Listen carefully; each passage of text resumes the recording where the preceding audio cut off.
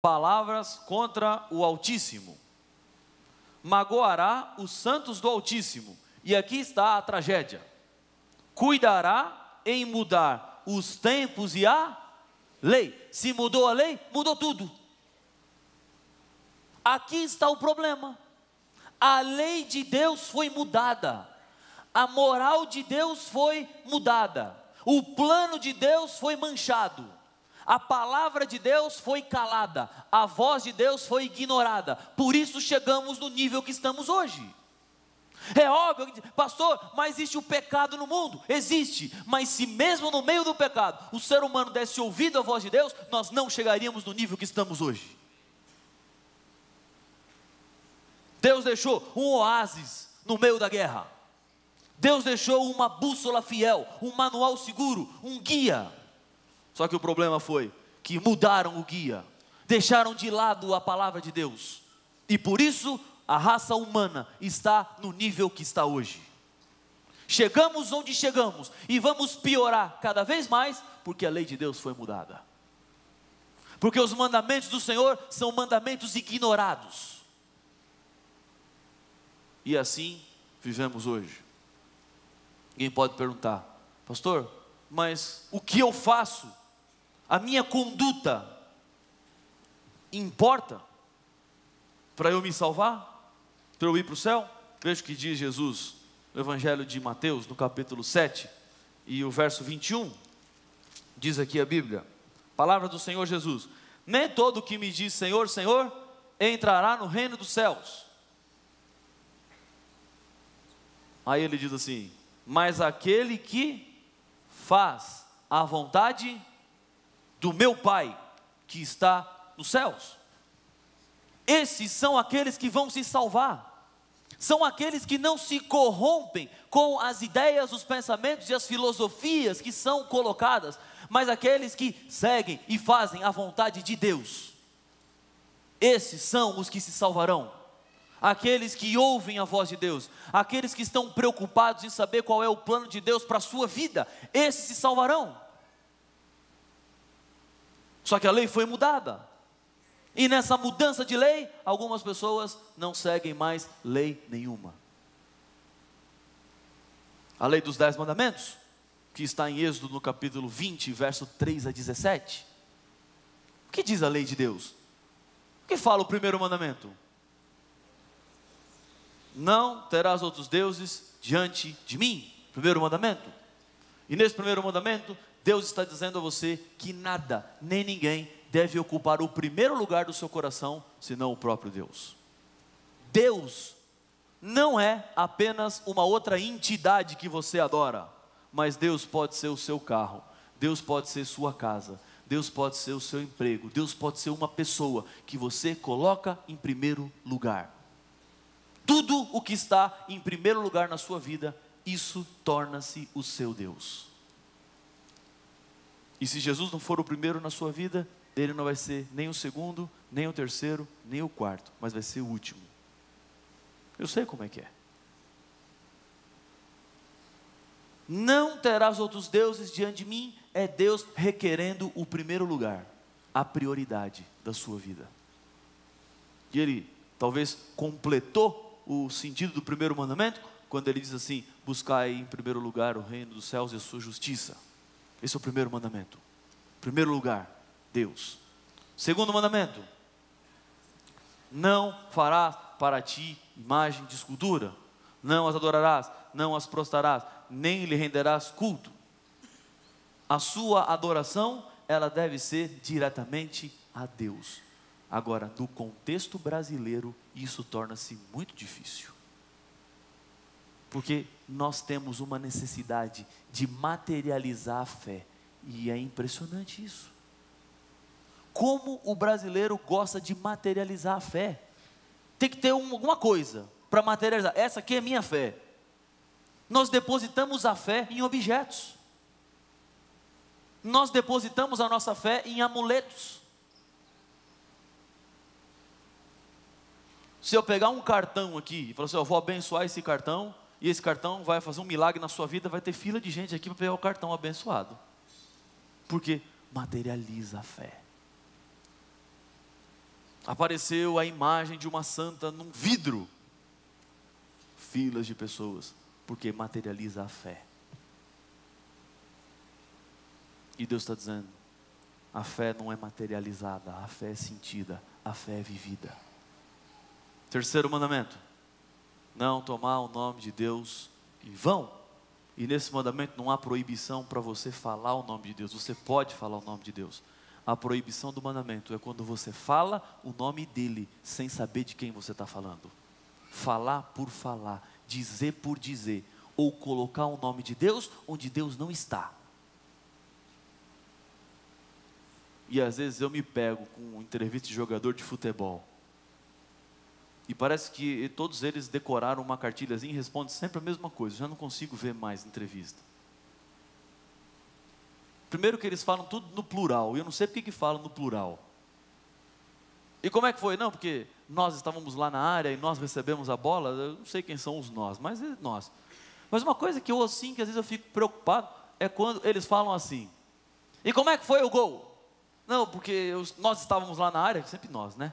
E aí o companheiro cruzou e nós cabeceamos, Deus abençoou e eu fiz o gol. Aí eu fico pensando, Deus abençoou ele e não abençoou o goleiro que levou o gol. Assim, alguém ficou com a bênção e outro ficou com a maldição. E ficam colocando assim, a gente coloca Deus nessas coisas, nas apostas, em coisas mais. Deus é um nome santo, é um nome sagrado, para a gente ficar colocando o nome dele em qualquer coisa. Quarto mandamento, lembra-te do dia de sábado. E esse mandamento nós vamos falar na sexta-feira que vem, o sinal de Deus no Apocalipse. Quinto mandamento, honra teu pai, tua mãe. Sexto, não matarás. Sétimo, não adulterarás. O oitavo, não furtarás. Esse mandamento é tudo fácil, né? Não matar, não mate, não adulterará, é isso mesmo, não adultere. E não furtar é não se aproprie de nada que é seu, nem o troco que o padeiro te deu a mais. Nono mandamento, não diga falso testemunho ou não minta. E o décimo, não cobice nada que pertença ao próximo. Esse é o padrão de Deus, essa é a norma de Deus. Mas alguém pode dizer assim, pastor, eu não quero saber dessa lei não, porque é muito não, e não, e não, e não, e não, e Deus fica colocando um monte de não para a minha vida. O não de Deus é prova do seu amor. O não de Deus, na verdade, é proteção sobre você. É porque Deus te ama que Ele diz não. Se eu chegar em casa amanhã à noite, minha filha fala assim, ô pai, empresta a chave do carro para eu dar uma volta, sabe o que eu vou dizer para ela? Não. E ela pode até questionar, mas por que não? E eu vou dizer, posso enumerar vários motivos. Primeiro, porque você tem 5 anos. Segundo, você não tem altura para dirigir. Terceiro, você não sabe dirigir. Quarto, você não tem carteira de motorista. Você não tem idade. Não passou no teste do Detran e não passou do meu teste. Que vai ter também o meu teste depois do Detran. E vai ser pior que o do Detran. E aí quando ela passar em todos, aí eu me sentirei confortável em pensar na possibilidade de emprestar. Agora, por que eu não empresto o carro? Porque eu não a amo? Porque eu não quero a felicidade dela? É exatamente o contrário. Quando eu digo não, é porque eu quero protegê-la. E quando Deus coloca um monte de não na lei, não é porque Ele não ama você, não é porque Ele quer cercear a sua liberdade e nem acabar com a sua felicidade. É exatamente pelo contrário, porque Ele quer lhe proteger. Digamos que você tem um sonho na vida, eu não sei se é, mas vamos dizer de quanto que é. E o sonho que você tem é um dia passar a mão na juba do leão. E sentir como é que é a juba. Alguém tem vontade de fazer isso? Tem algumas pessoas aqui. Vários levantaram a mão. Mas digamos que seja o seu sonho passar a mão na juba do leão. Sentir se a juba do leão é macia, não é macia. Você também tem essa vontade, né? Alguns têm vontade de passar a mão no pescoço do leão para ver como é que é a pele do pescoço do leão. E se for mais corajoso, até ver se o dente dele é realmente afiado na boca dele. Ou ver se o nariz do leão é gelado, igual o nariz de cachorro. É uma curiosidade que eu tenho. E então você vai no zoológico de São Paulo determinado a realizar o seu sonho, o sonho da sua vida. E aí você chega no zoológico, para diante da jaula do leão, e eu preciso fazer minha filha acreditar que tem leão no zoológico de São Paulo. Eu já levei ela 2 vezes lá, e o leão estava dormindo naquela toca lá, e ela não acredita que tem leão lá. Eu fico, não, o leão mora aqui. E ela, mas cadê o leão, pai? Ele está lá dentro, dormindo. E eles não saem daquela toca lá. Eu não sei se alguém já viu o leão acordado lá no zoológico de São Paulo.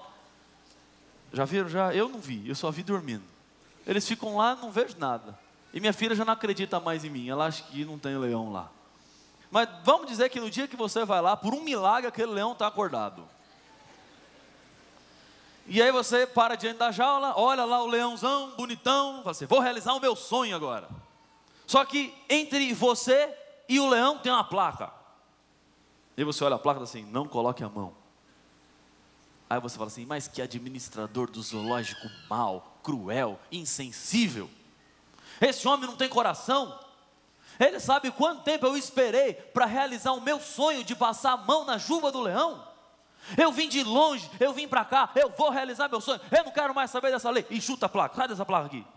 Pronto, não tem mais placa. Aí fala assim, bom, agora não tem lei. Acabou a lei, eu tirei a lei, eu sumi com a lei. E agora já que não tem lei, eu vou realizar o meu sonho. E você calmamente introduz sua ex-mão dentro da jaula do leão. É exatamente isso que Deus está fazendo com você. Esse é o plano e o propósito de Deus. Deus quer te proteger. Quando aquela plaquinha foi colocada, não coloque a mão, não era porque o administrador só queria ele usufruir de passar a mão na juba do leão. É porque ele queria proteger você. E quando Deus coloca a lei, o que Ele está querendo fazer é proteger você. Não veja um Deus como um Deus que quer tirar a sua felicidade. O que Deus quer te dar é felicidade. Só que o ser humano precisa entender que obedecer à lei de Deus é sinal de felicidade. E não obedecer à lei de Deus é sinal de tragédia.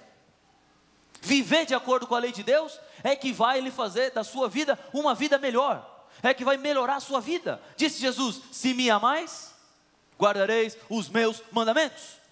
Quem ama Jesus tem que guardar os mandamentos. Quem ama Jesus obedece os seus mandamentos. Mas não é da natureza humana obedecer à lei de Deus. Nós naturalmente não queremos saber nada da lei de Deus. Mas na verdade, a lei de Deus é como um espelho. O espelho mostra como eu estou. Por exemplo, se minha gravata estiver torta, está torta? Mais ou menos? Melhorou? Para a esquerda? Não, para a esquerda ou para a direita? Para esse lado aqui. Melhorou? Minha gravata estava torta. E eu não sabia. Para falar a verdade, eu deixei ela torta para esse momento. Fazia parte. Minha gravata estava torta. Só que sem um espelho, ou sem alguém me dizer, eu não conseguiria ver. Agora eu pergunto uma coisa. Se a minha gravata estivesse torta, e eu quebrasse o espelho, ia adiantar alguma coisa? Não, a gravata continuaria torta. Assim é a lei de Deus. Não adianta nada você quebrar a lei de Deus achando que alguma coisa vai mudar em você. Não vai. Quando você quebra o espelho, você continua exatamente como você está. Deus quer te dar uma nova vida. Vejam só, entre o porco e o cordeiro há uma diferença muito grande. O porco cai na lama e gosta. O porco cai na sujeira e fica feliz. E se você pegar o porco, dar um banhinho no porco, passar sabonetinho Dove nele, cortar um pelinho, deixar ele cheirosinho, passar perfuminho, ele volta para a lama. Ele volta para a sujeira, porque ele gosta de ficar no meio da sujeira. Agora, o cordeiro, a ovelha, quando cai na lama, ela quer ser limpa. Quando o cordeiro se suja, o que ele mais quer é ficar limpo. Me perdoem pela aplicação que eu vou fazer, mas eu preciso fazer. você pode ser um cristão porco ou um cristão cordeiro. O porco é aquele que cai na lama do pecado e gosta. E quando tiram ele de lá, ele não vê a hora de voltar para lá. Agora, o cristão cordeiro é aquele que pode cair. É aquele que pode ir para a lama. Mas quando ele está lá, ele quer sair de lá. E o que ele mais quer é ser limpo. E é exatamente isso que Deus quer fazer com você. Porque hoje você não precisa viver culpado por alguma coisa que aconteceu, porque Deus perdoa você. O seu passado te incomoda? Deus pode passar uma borracha nesse passado e começar, a partir de hoje, reescrever a sua história. Há um livro chamado O Caminho a Cristo. E lá tem uma das citações que eu considero das mais fortes e bonitas que já li em minha vida. Numa das citações, a autora do livro diz o seguinte: quando o pecador arrependido confessa o seu pecado e pede perdão, Deus olha para ele como se jamais tivesse cometido um pecado. Esse é o perdão de Deus. Ele esquece, ele apaga. Para Deus não importa mais. Ele passa a borracha, ele cura as feridas, ele cicatriza, porque ele abre uma porta diante de você. Há 2 anos atrás eu conheci esse casal. A história desse casal é impressionante. O Elias e a Eliana. O Elias era um rapaz perigoso, ladrão de carga na Dutra. Foi preso, condenado, passou 8 anos em presídio fechado e semiaberto. Quando saiu em liberdade condicional, ele chegou em casa todo feliz, mas a esposa estava saindo para ir para a igreja. E ele não gostou muito de saber que a esposa estava indo para a igreja. Alguns dias depois ele se incomodou e falou assim: ô Eliana, você não vai mais na igreja a partir de agora.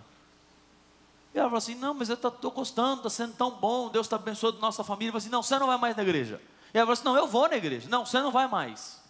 E aconteceu uma discussão de casal. Ele não queria que ela fosse e ela queria ir na igreja. Ele, bravo, irritado, falou assim: Eliana, é o seguinte, se você for na igreja hoje, eu vou entrar lá, vou te dar um tiro e vou te matar, porque nem morreu Jesus. Assim que ele falou. E sabe o que ela fez? Foi para a igreja. Pegou a Bíblia, arrumou as coisas e foi para a igreja. E sabe o que ele fez? Pegou a arma, enfiou na cinta e foi para a igreja também. Vocês já estão vendo o final da história ali, né? Ela entrou na igreja e o Elias passou, viu ela entrando e foi lá para a esquina. Parou na esquina, olhou para um lado, olhou para o outro, já estava planejando tudo. Montou a estratégia. Eu vou entrar na igreja, vou dar um tiro nela e vou embora. A igreja no meio de uma comunidade. Quem viu? Quem sabe? Quem foi? Ninguém vai dizer nada. Está fácil. E ele voltou, determinado, arma na cintura, foi andando. Quando chegou na porta da igreja, o pessoal lá abriu um sorriso: boa